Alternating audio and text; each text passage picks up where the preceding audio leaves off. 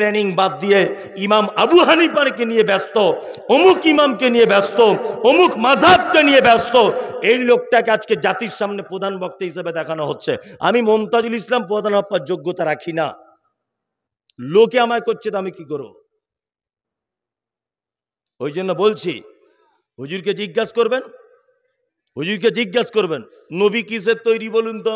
ও বলবে মাটিরও যারা বলছে তারাও ঠিক, নূরেরও যারা বলছে তারাও ঠিক। ও সাংঘাতিক চিজ। ও আহলে হাদিস জায়গায় এসে আহলে হাদিসদের মতো, আবার বেদাতি জায়গায় গিয়ে ইয়া নবী, বাকিটার বলবে না, বাকিটা বলবে না। লোক সব লাফালাফি করবে, ও লাস্টের দিক বন্ধ করে দিবে। পাক্কা চিটার, বক্তার নামে চিটারে। কি বলছি বুঝতে পারছেন না? সব জায়গাতে করে কমে খাবার একটা রাস্তা। কি বলছি বুঝতে পারছেন? এটা আল্লাহ নবী সাল্লাল্লাহু আলাইহি ওয়াসাল্লামের হাদিসের সঙ্গে মুনাফিক, মুনাফিকি করে এরা। খুব সাবধানে থাকবেন। এইসব বাস্তব কথাগুলো বলি, আর আমি হই বদমায়েশ লোক, আমি হই বাটপার, আমি হই চিটার, আমি হই ভণ্ড। কি বলছি বুঝতে পারছেন? কথা যা বলছি বাস্তব না অবাস্তব বলুন তো? বাস্তব নয়?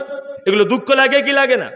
আজকে আমরা তাদের কাছে সঠিক হাদিস কোরআনের দাওয়াত দেবো, আমরা তাদের বেদাত সম্পর্কে সচেতন করব। তারা আসছে আমাদের স্টেজে বক্তব্য রাখতে, এসে জলসায় 2 ঘন্টা বক্তব্য দিয়ে চলে গেল, আর সাইকুল হাদিসরা সব বসে আছে। আল্লাহু আকবার।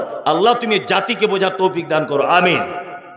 চলুন আর একটা ব্যাপারে আপনাকে সচেতন করি। মুনাফিক এতক্ষণ পর্যন্ত বললাম।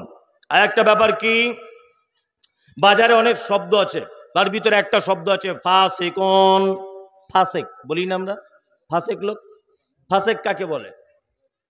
এগুলো জেনে রাখুন, মারাত্মক বড় বড় পাপ। আমি একটু আগে একটা আয়াত তেলাওয়াত করেছি, ৭৯ নম্বর আয়াত সূরা তওবার। আল্লাহ ওই আয়াতের শেষে বলছেন আল্লাহু লা ইয়াহদিল কওমাল ফাসিকিন। আল্লাহ বলছে আমি কখনো ফাসেকদেরকে হিদায়াত দান করি না। ফাসেক কে?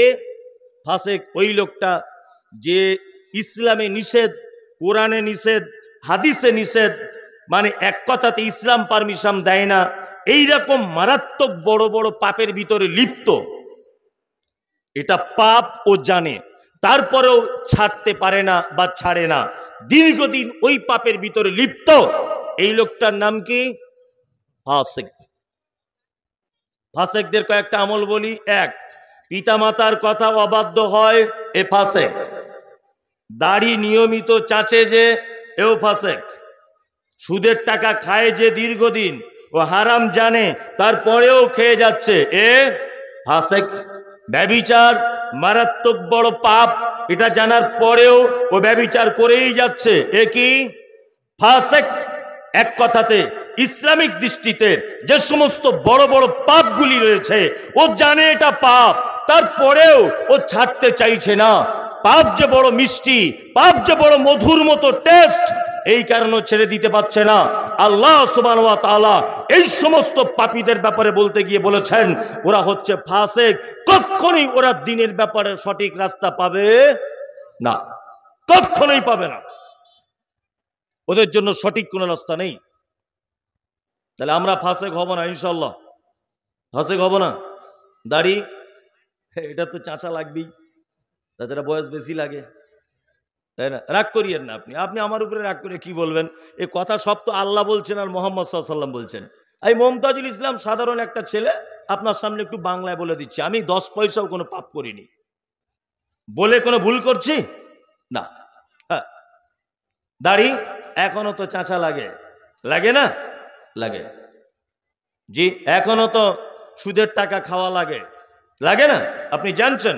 তারপরে আপনার বউ অন্তত পক্ষে বন্ধনের স্যারেদের কাছে যায়, আপনি না খান, তাই না? ব্যভিচার মারাত্মক বড় পাপ, মারাত্মক বড় পাপ। স্ত্রীকে বেপর্দায় যে রাখে, ও ফাসেক। পর্দাতে রাখা কি ফরজ। ইসলামের বিধিবিধান কত কঠিন দেখুন, কত কঠিন। আমি মুমতাজুল ইসলাম, আমার স্ত্রীর বাচ্চা কাচ্চা নেই। আমি এই আমার পিছনে বসে আছে আমার ভাই, এইদিকে একটা বসে আছে আমার সেলিম ভাই, পরিচিত লোক। এই দুইজন আমার খুব আপনজন মানুষ। তা আমি সেলিম ভাইয়ের একটা মেয়ে দত্তক নিলাম, বন্ধক নিলাম, বা ওকে পালন করার জন্য নিলাম। বা সেলিম ভাইয়ের একটা ছেলে আমি মানুষ করতে নিলাম, আমার স্ত্রীর ছেলে পিলে নেই বলে। ইসলাম কত কঠিন দেখুন। তার ছেলেটা যখন নিয়েছি তখন 3 বছর বয়স, আমার স্ত্রীকে মা বলে ডাকে। কি বলে? মা। ওনার ছেলে, আমার বাচ্চা কাচ্চা হয়নি আমার স্ত্রীর, ওই জন্য আমি ওনার কাছ থেকে ছেলেটা ধার নিয়ে মানুষ করছি। ছেলেটা একেবারে ছোটতে নিয়েছি, ও আমার স্ত্রীকে মা বলে ডাকে। কি বলে? মা। আমার স্ত্রী ওকে বেটা ছাড়া কথা বলে না, বেটা বেটা করে কথা বলে। আচ্ছা বলুন তো, আমার স্ত্রী আর ওই যে আমার বেটা পালিত পুত্র, এর দুইজনের মাঝখানে পর্দা আছে না নেই? কথা বলুন। আচ্ছা, ইয়েস, এটা ইসলাম। পর্দা তখন থাকতো না যদি ওই ছেলেটা আমার স্ত্রীর বুকের যদি দুধ পান করে নিত, তাহলে আর পর্দার বিধান থাকতো না। আপনি কোনো মেয়েকে নিয়েছেন, মানুষ করছেন, আপনাকে মেয়েটা আব্বা বলে ডাকে, কিন্তু আপনার স্ত্রীর দুধ পান করেনিও, মেয়েটা আপনাকে আব্বা বলে ডাকে, তারপরেও আপনাকে বলছি ওই মেয়েটার দিকে আপনি ফিরে তাকাতে পারবেন না, এটা হারাম। এর নাম ইসলাম। ও আপনাকে আব্বা আব্বা বলছে, আব্বা বলে কথা বলছে, তারপরেও হারাম। কি বলছি বুঝতে পারছেন? খুব কঠিন বিষয় এটা, খুব কঠিন। পর্দা মারাত্মক কঠিন। স্ত্রীকে পর্দায় রাখে না, ও ফাসিক, কারণ এটা একটা বড় পাপ। আর একটা শব্দ এসেছে, শব্দটা কি? শব্দটা হচ্ছে মুশরিক বা মুশরিকুন। আছে না নেই? আছে। আচ্ছা বলুন, এবার আপনার কাছে আমি জানতে চাইছি, আচ্ছা বলুন, হিন্দু হিন্দু বলে একটা ধর্ম আমাদের পশ্চিম বাংলার মাটিতে বা ভারতবর্ষে আছে, আছে না নেই? আছে। আচ্ছা বলুন তো, হিন্দু ভাইদেরকে মুশরিক এটা বলা যাবে কি যাবে না? যাবে না। আসলে মুশরিক বলতে শিরিক করে তা নয়, বুঝতে ভুল হচ্ছে আপনার। শিরিক করলে যে মুশরিক তা নয়। আপনি ব্যাখ্যা বিশ্লেষণটা ভালো করে দেখবেন। আমি মমতাজুল ইসলাম দেখে পড়ে এসে তবে আপনাকে বলছি, তারপরেও আমার মিস হতে পারে, আমি মানুষ। হিন্দুদের ব্যাপারে, বর্তমান ব্যাপারে যে ধর্মটা চলছে হিন্দু, এদের ব্যাপারে যে শব্দ ব্যবহার এসেছে কোরআনে, সেটা হচ্ছে সাবেঈ। সাবেঈ বলতে কারা? যারা স্রষ্টাকে বিশ্বাস করে, কিন্তু পৃথিবীতে এক একজনকে এক এক রকমের ক্ষমতাবান বলে মনে করে, এরা হচ্ছে সাবেঈ। আকাশ থেকে খুব বৃষ্টি হচ্ছে, রাস্তায় একটা হিন্দু লোক দাঁড়িয়ে আছে, আপনি তাকে বলুন যে কাকা বৃষ্টি দিচ্ছে কে? বলবে উপরে একজন ভগবান আছে। বলবে কি বলবে না? বলবে, বলবে, বলবে ও উপরে একজন ভগবান আছে, বলবে না? বলবে। তারপরেও ও পৃথিবীর তৈরি করা কিছু জিনিসকে আলাদা আলাদা ক্ষমতাবান মনে করে, করে না? দেখবেন হিন্দু ভাইরা ওই আপনার লোহা লাকড়ির পূজা করে, ওটা কি বলে? বিশ্বকর্মা পূজা করে, করে না? তার মানে ওনাদের একটা ধারণা যে এই লোহা লাকড়ির ডিপার্টমেন্টটা বিশ্বকর্মার আন্ডারে আছে। কি বলছি বুঝতে পারছেন না? এটা ওনাদের একটা ধারণা। ওনার ধর্ম অবশ্যই ভালো, আপনারটা আপনি করুন। আপনাকে আমি বোঝাতে চাইছি, এটা আমি আপনাদেরকে বোঝাতে চাইছি যে ওনারা এক একটা আলাদা আলাদা জিনিসকে আলাদা আলাদা ক্ষমতাবান মনে করে। কি বলছি বুঝতে পারছেন? চলুন, এরা মুশরিক নয়, এরা সাবেঈ। মুশরিক কারা? মুশরিক হচ্ছে তারা যারা আল্লাহ এক আছে এটা বিশ্বাস করে, দুই আল্লাহ সমস্ত ক্ষমতার মালিক এটাও বিশ্বাস করে, কিন্তু তাদের এটা ধারণা যে আল্লাহর কাছে ডাইরেক্ট পৌঁছানো যায় না, কোনো একটা মাধ্যম ধরে পৌঁছাতে হয়। এ হচ্ছে পাক্কা মুশরিক। বুঝতে পারছেন? আবার আপনাকে বোঝাচ্ছি, আবু জাহেল জানতো, আবু জেহেলকে বলা হতো বলুন রাত এবং দিনের বিবর্তনের মালিক কে? আবু জেহেল বলতো আল্লাহ। আবু জেহেল কি বলতো? আল্লাহ।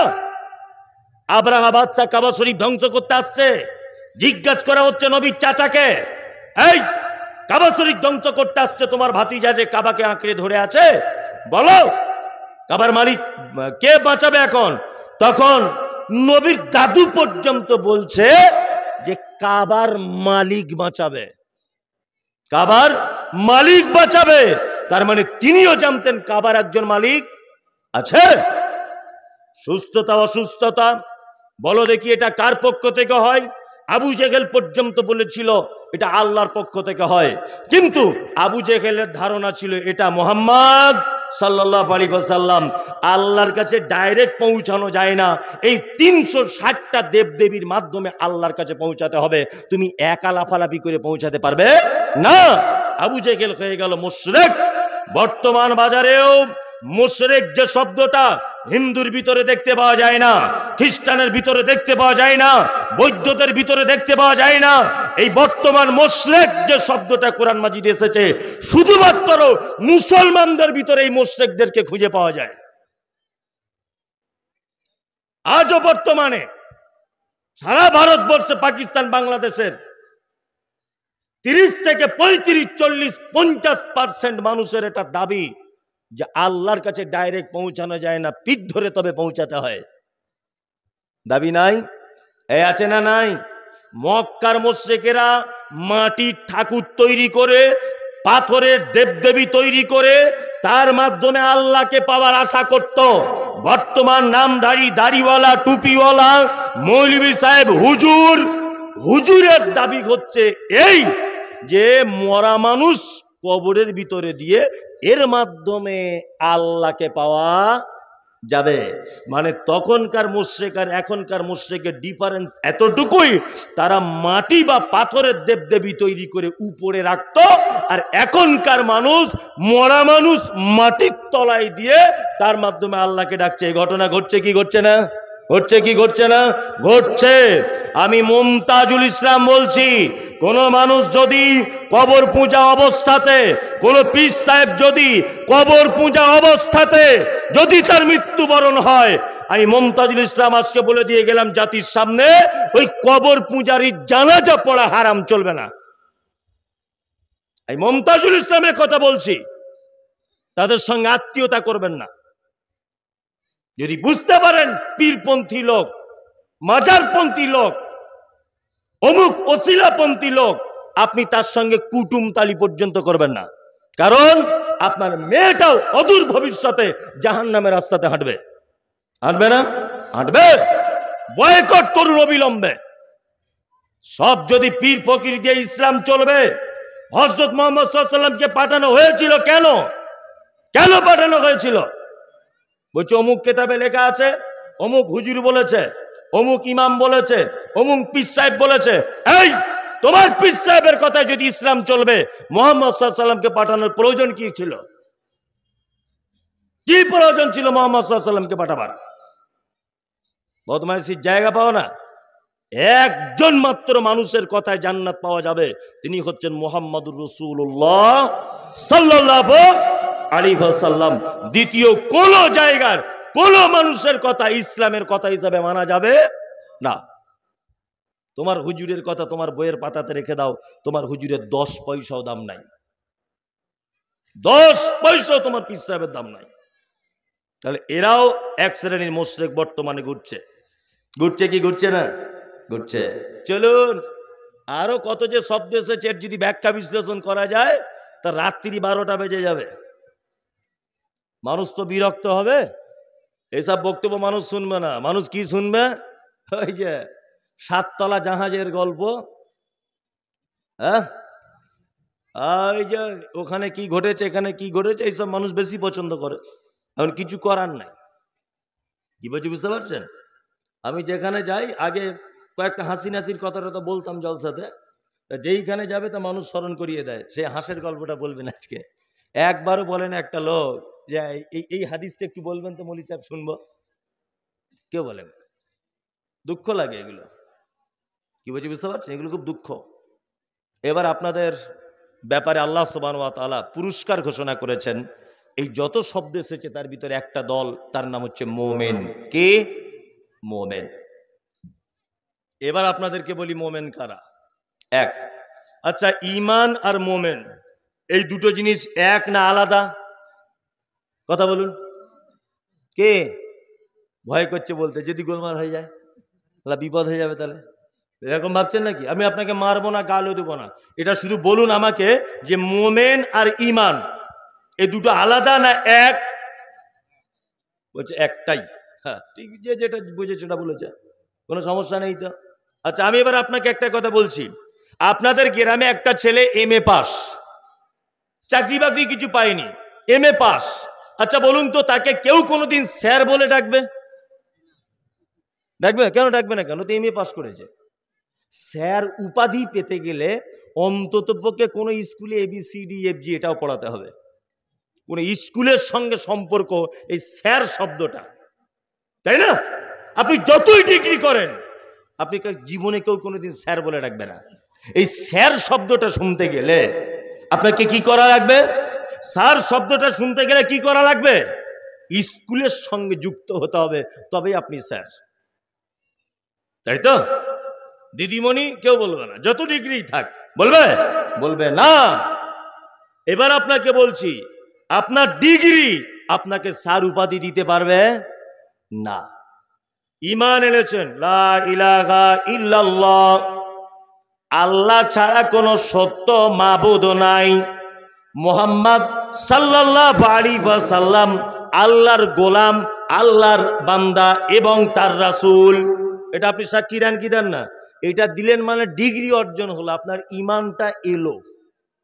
মোমেন হতে হবে।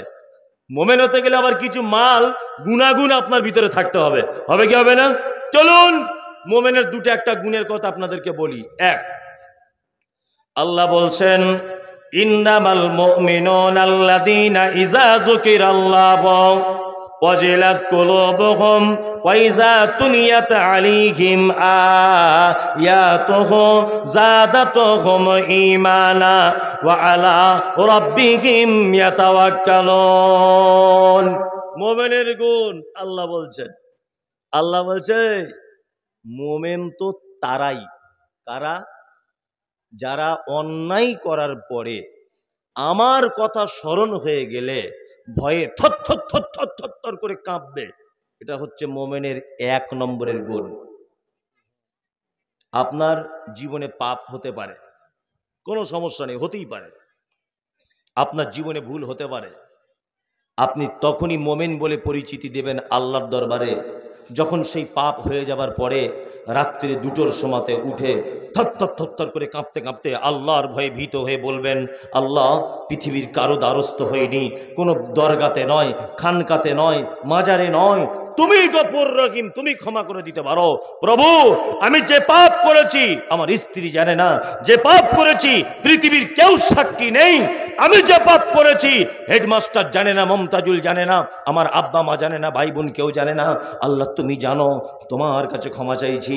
যদি আপনি পাপ করার পরে যদি স্যালেন্ডার হন কার কাছে? আল্লাহর কাছে, তাহলে আপনি হবেন 1 নম্বর মুমিনের গুণ আপনার ভিতরে রয়েছে। 2,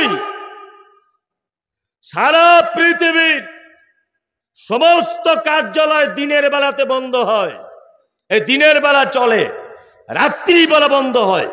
ডিউটি কতক্ষণ? সকাল 11টায় অফিস খোলে, আর 4টে বাজলে বন্ধ হয়ে যায়, আর কোনো কাজবাজ হয় না।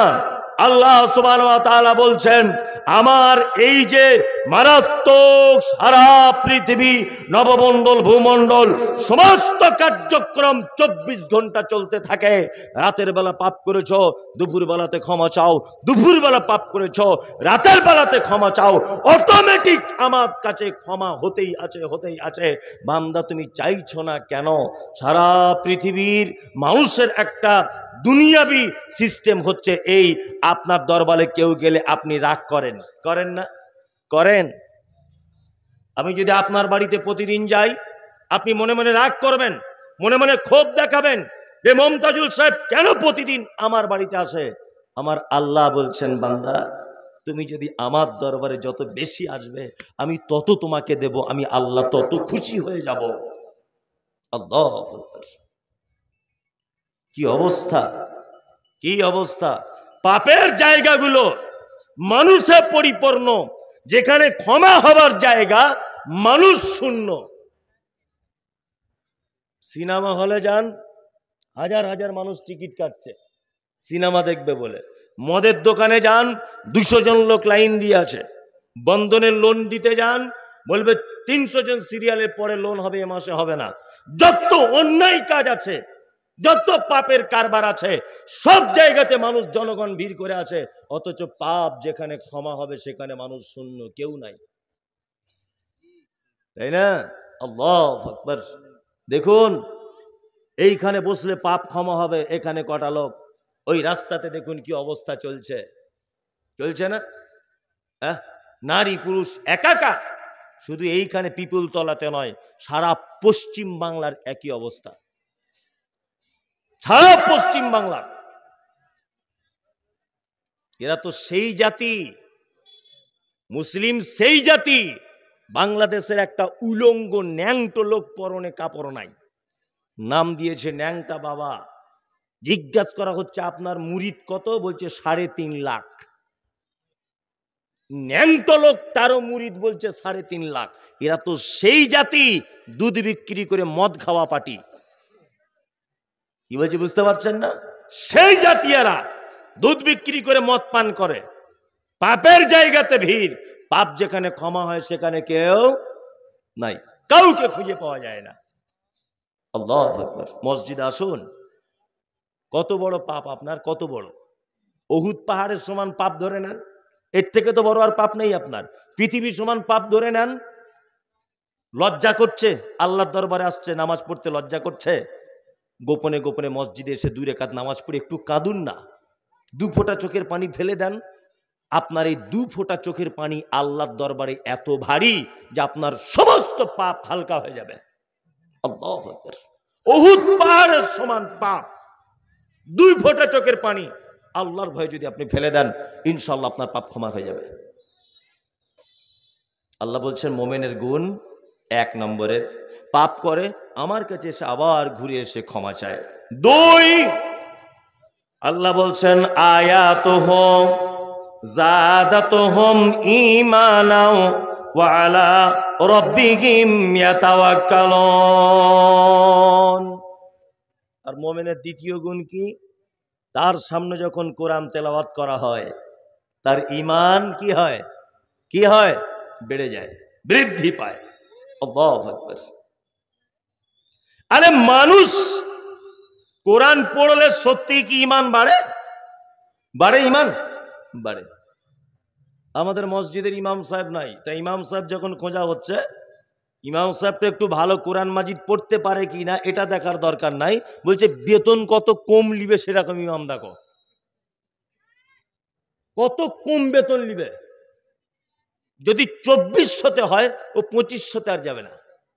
অথচ একজনা কোরআন মাজিদ খুব ভালো তেলাওয়াত করতে পারে, খুব ভালো, তাকে লিবে না। কি বলছি বুঝতে পারছেন না? তাকে লিবে না।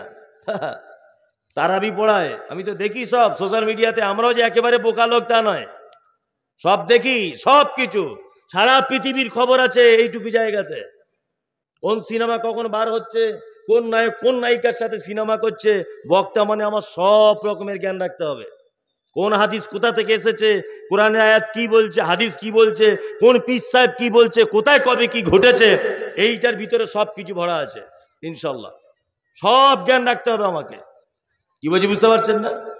রমজান মাসে মসজিদে তারাবি হচ্ছে, খুব সুন্দর করে তেলাওয়াত করছে, আলহামদুলিল্লাহি রাব্বিল আলামিন আর রহমানির রহিম, তেলাওয়াত চলছে, কঠিন মানে খুব কোকিল কণ্ঠী তেলাওয়াত।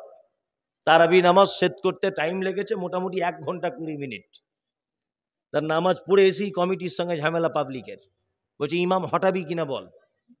বলছে কেন? বলছে তারাবি পড়তে সালে এত টাইম লাগে নাকি? হ্যাঁ, সারাদিন কাজবাজ করি, এই ইমাম পাল্টাও। ইমাম কমিটি পাবলিকের চাপে ইমাম পাল্টে দিয়েছে। কি বলছি বুঝতে পারছেন?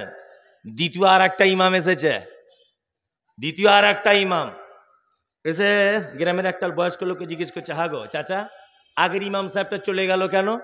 বলছে ও কোরআন খুব সুন্দর করে পড়তো, টান দিয়ে দিয়ে তো, ওই জন্য দেরি হয়ে যেত বলে লোক পছন্দ করতো না। ভালো করে বুঝবেন।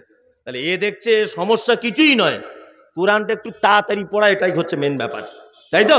আর টাইমটা কমিয়ে আনা। এ প্রথম দিনই 35 মিনিটে টোটালে সব শেষ।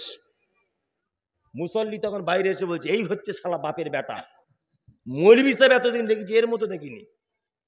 বলছে কি বলছে না? হ্যাঁ বলুন তো উত্তম কে করেছে, আগেরটা না এ?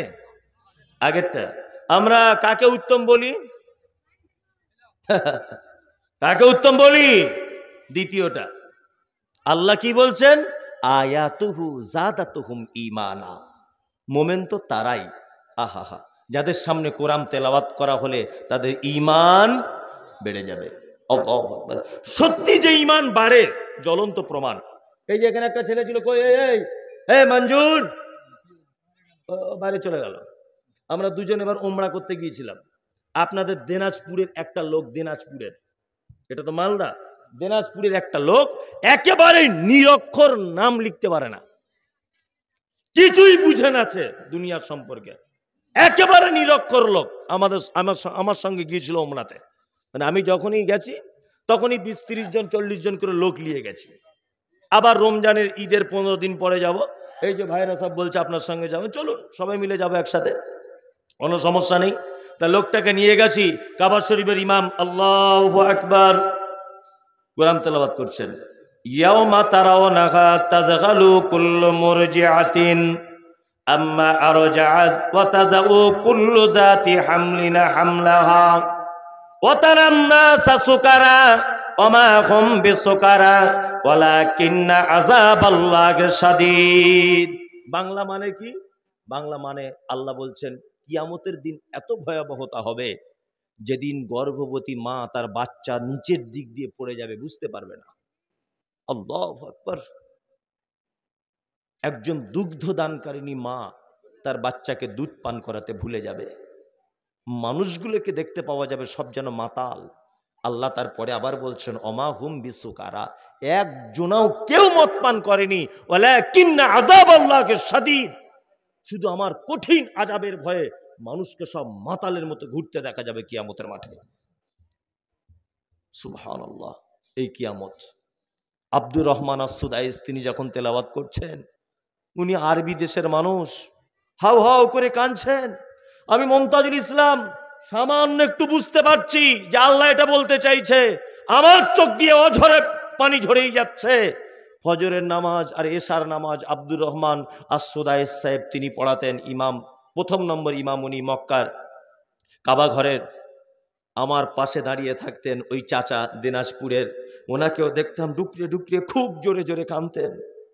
জিজ্ঞাসা করে বলতাম নামাজে পড়ে, চাচা আমি আরবি জানি বলে আমি না হয় মন ভরে গেল, আমি কেঁদে দিলাম, তুমি কেন কাঁদলে? চাচা তখন বলছে, সত্যি মাওলানা সাহেব, আমাদের এলাকাতেও নামাজ পড়েছি, কোরআন পড়লে যে অন্তর গলে যায়, আজকে আমার কাবাতে এসে তার জ্বলন্ত প্রমাণ হলো। অশিক্ষিত লোক, কোরআন পড়তে জানে না, কোরআনের মানে বোঝে না, সুললিত কণ্ঠে তেলাওয়াত শুনলে তার ঈমান গলে, মন গলে, চোখ দিয়ে পানি ঝরে ঝরে জামা ভিজে যাচ্ছে। আল্লাহর কসম করে বলছে, এটা আমার নিজের চোখে দেখা, নিজের চোখে দেখা। 1 লাখ টাকা খরচা করে আপনি একবার যদি উমরাটা অন্তত পক্ষে করে আসেন, 1 লাখ টাকা। আমার সাথে চলুন, রমজানের পরে আমি যাব ইনশাল্লাহ। চলুন, 1 রেকাত নামাজ পড়বেন, মনে হবে 5 লাখ টাকা শোধ হয়ে গেল। আব্দুর রহমান আস-সুদাইস এমন তেলাওয়াত করছেন, আল্লাহু আকবার, মনে হচ্ছে যেন কোরআন অবতীর্ণ হচ্ছে। এত সুন্দর তেলাওয়াত। 1 ঘন্টা 2 ঘন্টা যদি নামাজ হয়, 1 মিনিট আমি দাঁড়িয়েছিলাম এটা বোঝা যাবে না। প্রত্যেক ওয়াক্তে দেখলাম লোকটা মায়াবী কণ্ঠে তেলাওয়াত, প্রতিটা ওয়াক্তে তিনি কাঁদছেন, প্রতিটা ওয়াক্তে কাঁদছেন। Ethiopia, Tanzania, German, Japan, Palestine, সারা পৃথিবী থেকে যে যে ভাষার যে যে বর্ণের এক জায়গায় হয়েছে, কোরআন তেলাওয়াত শুনলে অন্তর গলে, অশিক্ষিত মানুষ তার হৃদয় গলে, চোখ দিয়ে পানি বার হয়। আল্লাহ বলছে এরাই তো অরিজিনাল মোমেন। কারা? আয়াতুহু যাদাতুহুম ঈমানা। বড় আফসোস লাগে, বড় দুঃখ লাগে, চায়ের দোকানে, রাস্তাঘাটে, এখন বিজ্ঞানের উন্নত মানের যুগে কি করে একটা চায়ের দোকানে গানের আওয়াজ হয়, কি করে যুবক তোমার মোবাইলে গান বাজে। তুমি কোরআন পড়তে না পারলেও social media, YouTube, Google, Facebook, তুমি যদি সার্চ করো যে কোরআন তেলাওয়াত দাও, অতটুকু যদি কথা বলতে পারো, আসবে কি আসবে না? যুবক, এরপরেও তুমি গান শুনতে ব্যস্ত, মুরব্বী এরপরেও তুমি কার্টুন দেখতে ব্যস্ত, মায়েরা এরপরেও সিরিয়াল দেখতে ব্যস্ত। আপনাদের কাছে বিনীত অনুরোধ, কোরআন পড়তে পারেন না পারেন, অন্তত পক্ষে আপনার চায়ের দোকানে গান না বাজিয়ে দুটো কোরআন মাজিদ তেলাওয়াত করে শোনান। আপনার মোবাইলে হেডফোন দিয়ে একটু কোরআন মাজিদ তেলাওয়াত শুনুন, অবশ্যই আপনার মনে দাগ কাটবে, কাটবে, কাটবেই। কাটবে কি কাটবে না? কাটবে। লজ্জা লাগে যুবক, তুমি এখন হেডফোন দিয়ে গান শোনো সারা রাত, কেন একটু কোরআন মাজিদ শোনা যায় না? আল্লাহ বলছেন, আয়াতুহুম যাদাতুহুম ঈমানা ওয়া আলা রাব্বিহিম ইয়াতাওয়াক্কালুন।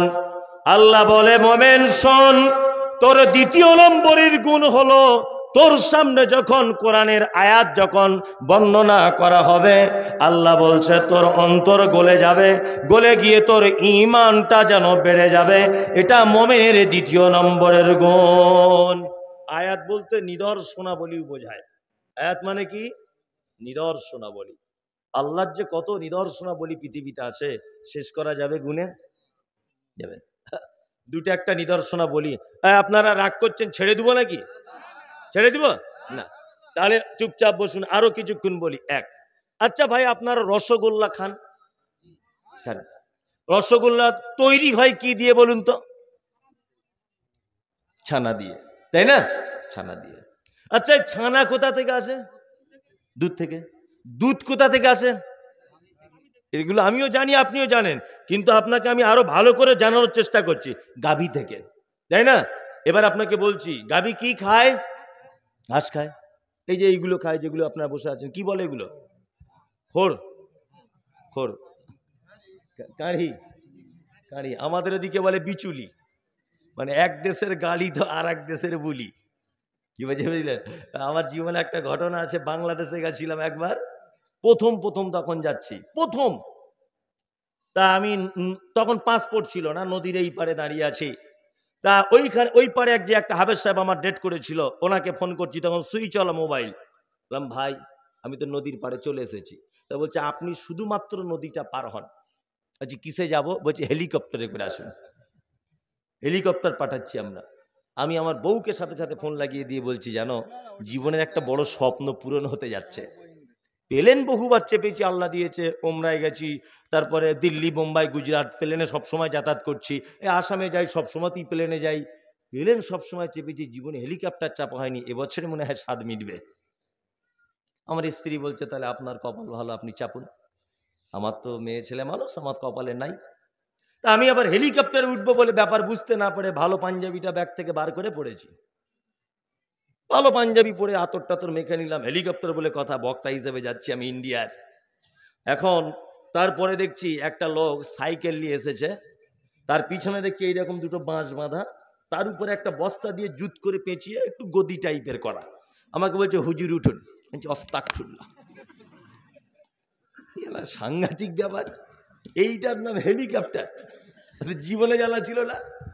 দেখুন, বাংলাদেশ সাতক্ষীরা জেলা, তবুও বলছি, কোনো বন্ধু বান্ধব থাকলে এখন জিজ্ঞেস করুন, হেলিকপ্টার যদি না বলে আমি এইখানে কান ধরে উঠবোস করে চলে যাব। কোন সাতক্ষীরা জেলার বলে হেলিকপ্টার বলে, প্যাসেঞ্জার বয়। আমি বলছি আজ থেকে অনেক দিন আগের ঘটনা, যদিও 10-12 বছর আগে হবে। এক দেশের বলি আর এক দেশের গালি। গরু কি খায়? ঘাস খায়। আর এই খড় নাকি খ্যাড়, কাড়ি, এই কাড়িগুলো খায়, তাই তো? ওর কাড়িগুলো দেখবেন একেবারে খেয়ে নেয়, রাত্রে যখন রেস্ট করে তখন আবার বার করে উগলে দেয়, দিয়ে যেটা কি বলে, কি জাবর কাটা নাকি বলে, জাবর দেয়। জাবর দিয়ে আস্তে আস্তে আস্তে আস্তে আস্তে আস্তে করে ভিতরে গিয়ে পায়খানায় পরিণত হয়। গোবর যেটাকে বলি, গোবর সেন্ট না গন্ধ? গন্ধ, তাই না? তাহলে একটা গরুর দেহের ভিতরে আছে রক্ত, মাংস, তার পেটের এক প্রান্তে আছে পানি, আর একদিকে আছে পেচ্ছাপ, আর একদিকে আছে গোবর। আল্লাহ সুবহানাহু ওয়া তাআলা বলছেন, বান্দা তুমি যখন বাঁটে হাত দিয়ে টানো, তোমার খাওয়ার জন্য উপযুক্ত দুধ আমি সুবহানাহু ওয়া তাআলা তোমার জন্য গিলাসের মাধ্যমে তোমার মুখে তুলে দিই। আল্লাহু আকবার। কোনদিন আপনি ভেবেছেন এটা? কোনদিন এক ফোঁটা দুধ আপনি পান করার সময় গোবরের গন্ধ পেয়েছেন? পেয়েছেন? কে এর কারিশমা কার? জোরে বলুন কার? আল্লাহর। আল্লাহ বলছে আয়াতুহু, আরে মোমেন তো তারাই যারা আমার এই রকম নিদর্শনাবলীগুলো দেখবে, তাদের ঈমান সঙ্গে সঙ্গে বেড়ে যাবে। মাঠে যান তো চাষি মানুষ, আপনারা অনেক চাষি আছেন, মাঠে যান, মাঠে যান না? মাঠে যান। মাঠে যাবার পরে ঠিক বিকালের টাইমে যাবেন। আমি প্রতিদিন এখন লাইভে আসি, প্রতিদিন 4টে থেকে 4:30। আমার একটা পেজ খোলা আছে মমতাজুল ইসলাম অফিসিয়াল, ফেসবুকে প্রতিদিন লাইভে থাকি, আজকেও ছিলাম। তা ওই লাইভ করতে করতে দেখতে পাই আকাশে দেখবেন 5টার দিকে পাখিগুলো পেট ভর্তি করে এরকম ডানা মেলতে মেলতে নিজের বাসাতে রিটার্ন যায় রাতে থাকার জন্যে। কিছু বক পাখিকে দেখতে পাওয়া যায়, বা বগের মতো দেখতে, আমি তো সবার নাম জানি না, এইরকম ডানা 2-4 বার মেলতে মেলতে এরকম স্থির করে দেয়, দিয়ে দেখবেন এইভাবে হেলতে দুলতে যায়। দেখেছেন? 2-4 মিনিট ডানা মেলে না, 2-4 বার মেলার এরকম করার পরে স্থির করে নেয়, নাই না?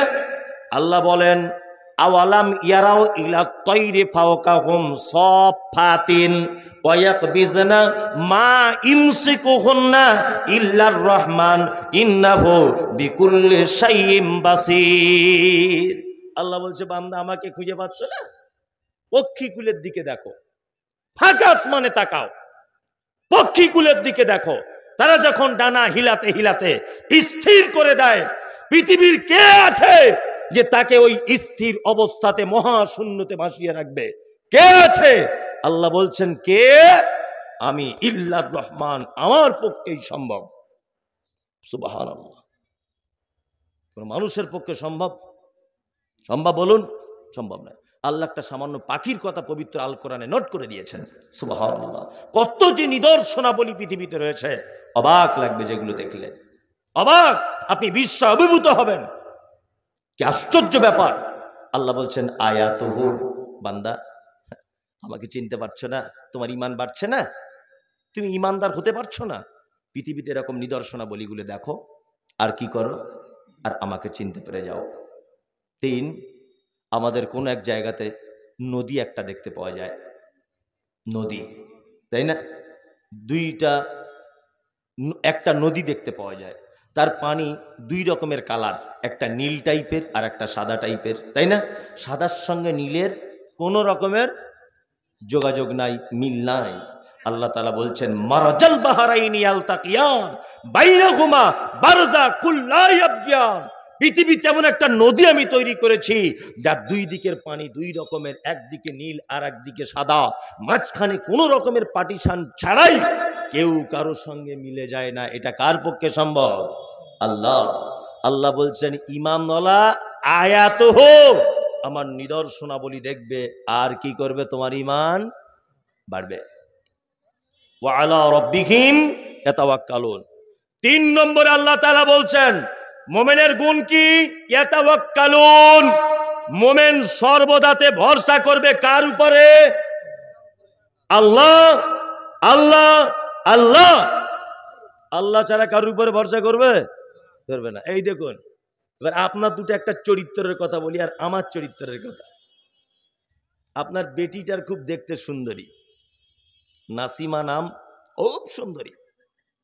তা ঘটক সাহেব বলে তো, যারা ছেলে মেয়ে দেখাশুনো করে বিয়ে দেয়, কি বলে? ঘটক বলে তো। ঘটক সাহেব এসেছে, এসে বলছে সেলিম ভাই আপনার মেয়ে তো আলহামদুলিল্লাহ খুব সুন্দরী। সেলিম ভাই তখন বলছে আরে ভাই সুন্দরী হবে না, তোমার ভাবিও যে খুব সুন্দরী, ওরই মতো হয়েছে। আমার কি কম চেহারা? তা আমাদের মতোই হয়েছে আমাদের বেটি। আচ্ছা বলুন যে এই যে কথাটা বললেন উনি, কথাটা অন্যায় বললেন না ঠিক বললেন? অন্যায়, অন্যায়। সুস্থ সবল সুন্দরী নারীর পেট থেকেও বিকলাঙ্গ শিশুর জন্ম হতে পারে কি পারে না? পারে। ওনার এইটা বলা উচিত ছিল আল্লাহ সুন্দরী করেছে তাই হয়েছে। আপনার গাছের আমটা হিমসাগর আম, আলহামদুলিল্লাহ খুব মিঠা, খুব মিঠা, খুব মিষ্টি। আপনাকে যখন জিজ্ঞেস করছি, আলহামদুলিল্লাহ আপনার গাছের আম খেলাম চাচা, খুব মিষ্টি, আপনি কি বলছেন? আপনি বলছেন আরে মিষ্টি হবে না, এই যে আমের যে কলমটা বা চারাটা এনেছি এটা উত্তর 24 পরগনার হিমসাগর আম বিখ্যাত, ওইখান থেকে নিয়ে এসেছি। আর পরিচর্যা কি কম করি নাকি? টাইমে টাইমে স্প্রে করেছি, গোড়াতে ইউরিয়া দিয়েছি, সার দিয়েছি, এই কারণে মিষ্টি হয়েছে। আরে এ কি আর জাতা লোকের আম গাছের আম নাকি? এটা আমার গাছের আম, মিষ্টি তো হবেই। এ কথা আমরা বলি কি বলি না? বলি বলি। নামাজে কি বলে এসেছি এই মাত্র? আলহামদুলিল্লাহি রব্বিল আলামিন। যাবতীয় প্রশংসা কার? আল্লাহর। আপনি এখন আমের ব্যাপারে প্রশংসা করলেন কার? কার? তাহলে আলহামদুর সঙ্গে নিজেকে মুনাফিকি পরিচয় হলো না? কথা বলুন, হলো। কথা খুব হিসাব করে বলবেন। খাইরিহি অশাররিহি মিনাল্লাহি তাআলা। ভালো মন্দ যা কিছু হয় কার পক্ষ থেকে হয়? কার পক্ষ থেকে? আল্লাহর পক্ষ থেকে হয়। আল্লাহ বলছে মোমেন তো তারা ইয়াতাওয়াক্কালুন, সর্বক্ষেত্রে মোমেন আমার উপরে ভরসা করে। কার উপরে? আল্লাহর উপরে। মোমেনদের আর একটা গুণ কি? আল্লাহ 4 নম্বরে গুণ বলছেন, আল্লাযীনা ইউকিমুনাস সালাত। মোমেন নামাজ পড়ে, সালাত আদায় করে।